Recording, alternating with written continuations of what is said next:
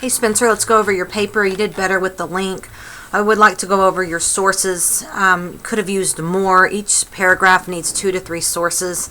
In this one you only have one. In this one you actually don't have any sources in this one. Your thesis paragraph, it could have used transitional words. First is this, next, and then finally. You have the finally, but you don't have the first and the second. And then you should have said, you know, illegal immigration is a large problem with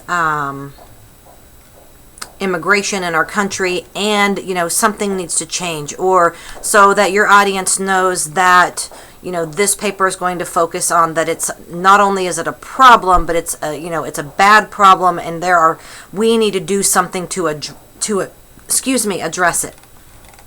So you come down here, you never put first names, and then this one is showing me that you only use that one source for this whole paragraph. That's not enough. And then you don't have commas, so it would be the last names, no comma, page number. And you also need to vary up how you're using your sources. In an article called, quotation mark, it states that, and then title of the article, page number, author of the article, and then page number in the end. You know, down here you just have that one source for this paragraph. You have a comma, no comma. There's no variation how you're using them. Also, there was something else up here. Maybe not. Let me go back up. Oh, I addressed the comma. There's no space. You don't have a space here. That was it right there. So there's no space. I mean, there should be a space. You don't have a space. So really, it's all the same. You just don't have a lot of sources that you're using. I mean, this paragraph, your paragraphs they're short, and there's not much to it. You have a specific number here, 25,000 undocumented, but you didn't back that up. So you know, there's not much to that paragraph. So that's kind of the consensus on all of these, is that you're not backing up what you're using. You know, that they offer $300 in assistance. I doubt that's something you knew off the top of your head, meaning, you know, this too, that you would have to back that up. And there's not anything scattered throughout your paragraphs. There's actually not anything. There's none at all in this entire paragraph. Just the one in this one, and it would, you know, you're missing the page number.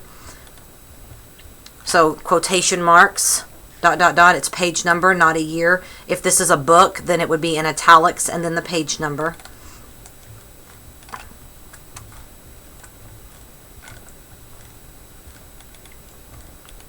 So again, just no sources.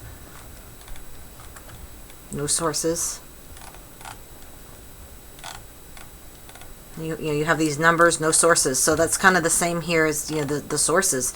To have a strong research paper, you have to have the sources scattered throughout your paragraph. And, you know, I'm going a whole page here with certain percentages and stuff that, you know, is clear that you got them from sources, but you didn't back them up. That makes this it makes this a form of plagiarism. So let's go down to your works cited here and look at what you have. You have this with this right here is how this is worded. So if this is a separate source, it says interview. It's not a personal interview if it's from a website. That means the personal interview is you were supposed to personally interview someone, you know, not from a website. So you have it in alphabetical order. No, you don't. You need it in alphabetical order. Books are in italics. So it's close. This one's off because it's not a personal interview. So I hope this helps overall. You know, it would have been better if you would have had the sources in there. But I hope this helps, and let me know if you have any questions.